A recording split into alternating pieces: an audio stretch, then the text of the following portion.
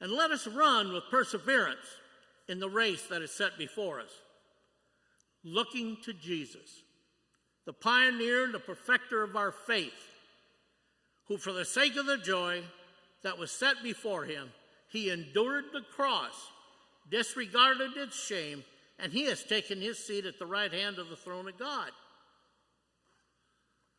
These are some of the things we try to share with them, to get untangled, to get things turned around.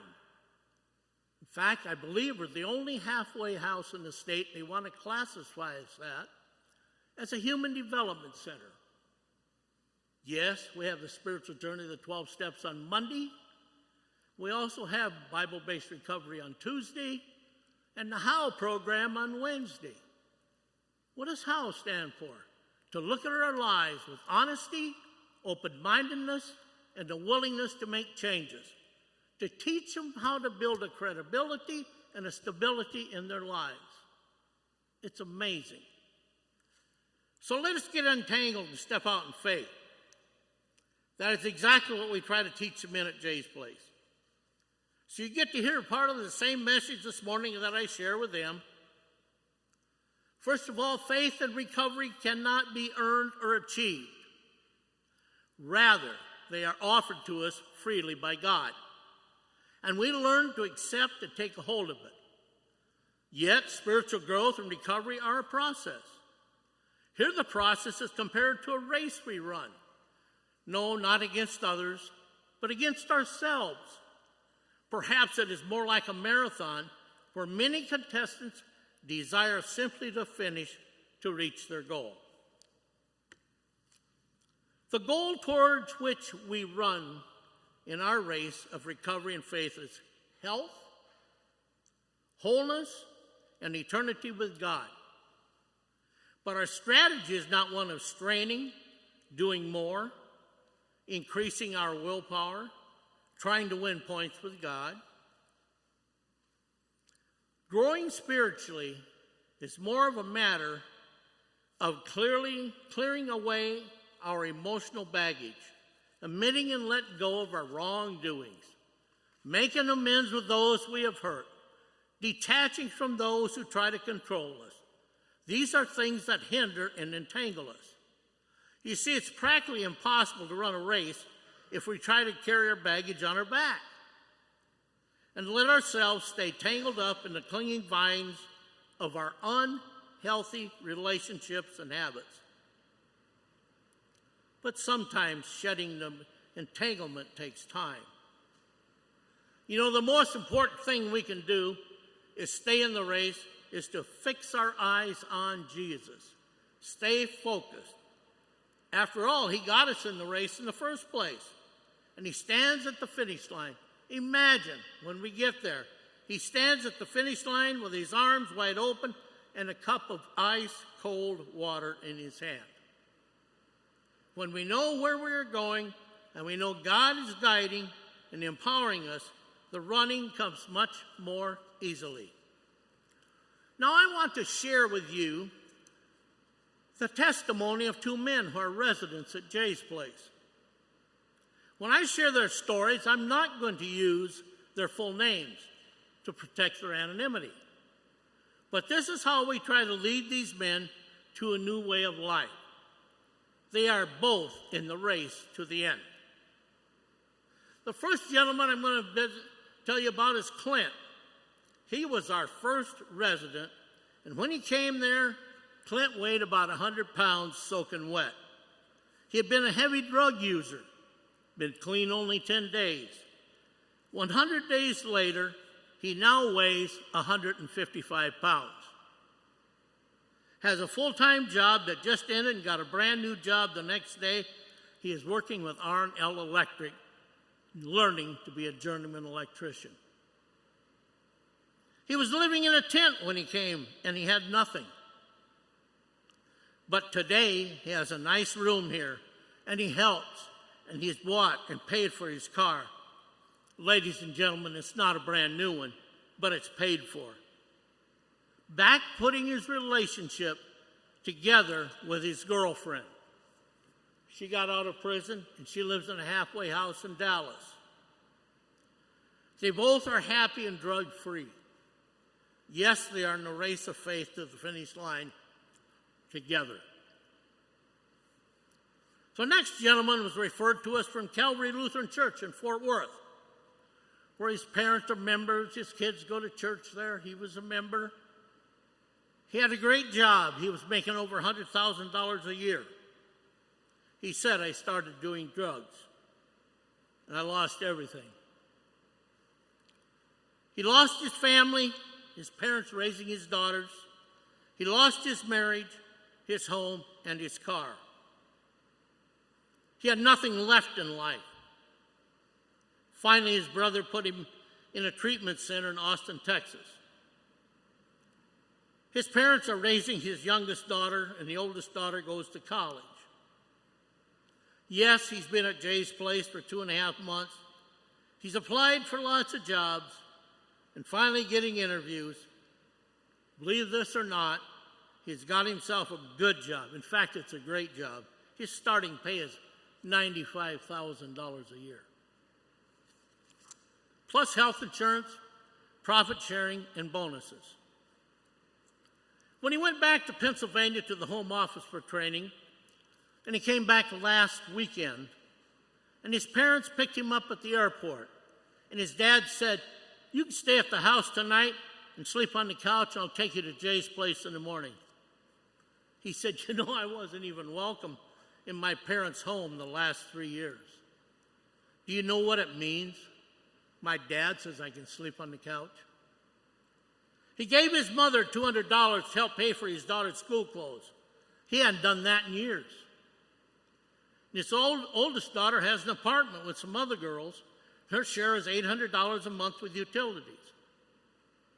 He told his parents, I'll pay her apartment rent. This is my responsibility to help her. You have helped her plenty. You've helped my family plenty. I will show her that Dad can be responsible again. By the way, he just paid $800 for 1 month's rent with us, and he'll pay another $800 every 2 weeks till he is set to pay $800 a month. Which we set for the men for room and board and transportation. Yes, he is in the race of faith and getting untangled from all the things that stops us from keeping our eyes fixed on Jesus. I can't tell you what an honor it is. I don't know how to say it. That I've been put in a position by God to do these things to help people. You don't know the feeling right here when you see somebody come in near death, all tangled up in addiction. And only the two of them, neither one of these guys came from prison. They come off the streets. But it just lets you know how cunning, baffling, and powerful methamphetamines are. And as I like to say, I want to thank you 3 ways today. First Lutheran, I thank you for all the support in the past. You're one of the churches that helps us plentiful. I am grateful. The men are grateful. When we started out, we had to step out in faith, just like you did. You supported us with letting us have Bibles or purchasing Bibles to give to the men in prison. You know the results of that. Isn't it amazing?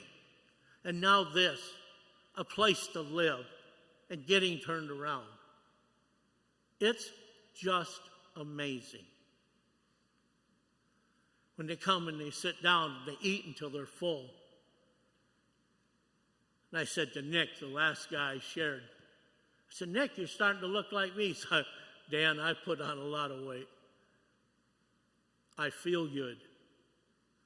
He's got his family back. It's amazing.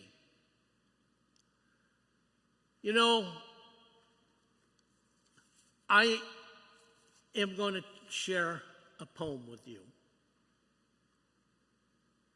It says, my name is Meth. I destroy homes. I tear families apart, take your children, and that's just the start. You know, I'm more costly than diamonds, more precious than gold. The sorrow I bring, it is a sight to behold. If you need me, remember I'm easily found. I live all around you, in schools and in town. I live with the rich, I live with the poor, I live down the street, and maybe next door. I'm made in a lab, but not like you think.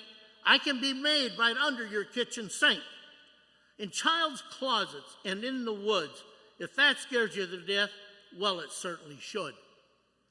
I have many names, but there's one you know best. I'm sure you heard of me. My name is Crystal Meth. My power is awesome. Try me, you'll see. But if you do, you may never break free. You just try me once and I might let you go, but try me twice and I'll own your soul. When I possess you, you will steal and you will lie. You'll go do what you have to just to get high. The crimes you commit for narcotic charms will be worth the pleasure you feel in your arms. You will lie to your mother, you'll steal from your dad. When you see their tears, you should feel sad. But you'll forget your morals and how you were raised. I'll be your conscience and I'll teach you my ways. I take kids from parents and parents from kids. I turn people from God and I separate friends. I'll take everyone from you, everything from you, your looks and your pride. I'll be with you always, right by your side. You'll give up everything. I mean everything, your family, your home, your friends, your money. Then you'll be alone. I'll take and take till you have nothing more to give. When I finish with you, you'll be lucky to live. If you try me, be warned. This is no game. If given the chance, I'll drive you insane. I'll ravish your body, I'll control your mind, own you completely. Your soul will be mine. The nightmares I'll give you while lying in bed, the voices you hear from inside your head, the sweats, the shakes, the visions you'll see. I want you to know these are all gifts from me. But then it's too late. You'll know in your heart that you are mine and we shall not part. You'll regret that you tried me, they always do, but you came to me, not I to you. You knew what was happening many times, you were told, but you challenged my power and chose to be bold. You could have said no and just walked away.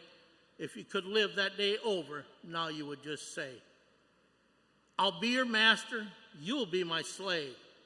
I'll even go with you when you go to your grave. Now that you have met me, what will you do? Will you try me or not? It's all up to you. I can bring you more misery than words can tell. Come take my hand, I'll lead you right to hell. Ladies and gentlemen, this was written by a 14-year-old girl who was in jail for drug charges, was addicted to meth. She wrote this while she was in jail. And as you have just heard, she fully grasped the horrors of the drug. And she tells in this simple yet profound poem, she was released from jail, but true to her story, the drug owned her. They found her dead not long after with a needle still in her arm. You see, we deal with addiction, ladies and gentlemen. I don't know how else to say it, but it's very, very cunning and baffling. It is. It's unbelievable. There's one thing I want to find, and then I am done, and I'll go sit down. But I do want to say the last thing, which I think is so important. And I want to just say, as we continue our journey here on earth, and we head to our home in heaven, let us place the steering wheel of our lives, each and every one of us, into God's hands. And let him lead us down the road and run the race of stepping out in faith. I want to say thank you all for letting me be here today. God bless each and every one of you. Amen.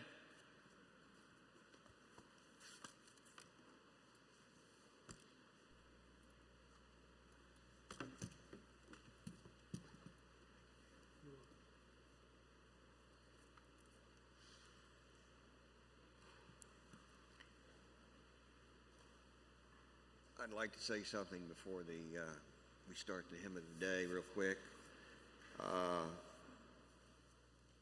Thank you, Dan. Nothing rings truer than what his words. It affects everybody in one way or another.